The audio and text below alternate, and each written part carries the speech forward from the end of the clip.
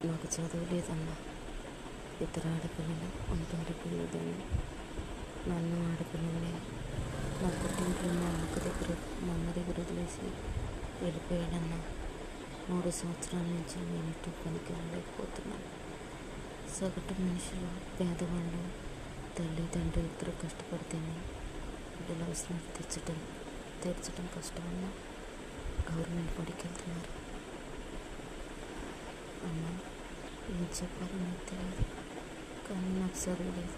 ఇద్దరు ఆడపిల్లలు, నా ఆడబిడ్డల్ని పోషించుకోలేక ఎటు పనికి వెళ్ళలేక ఇంట్లో ఉంటున్నానని అన్న, తమ్ముడు, భార్యలు వాళ్ళు ఒప్పుకోవట్లేదన్న.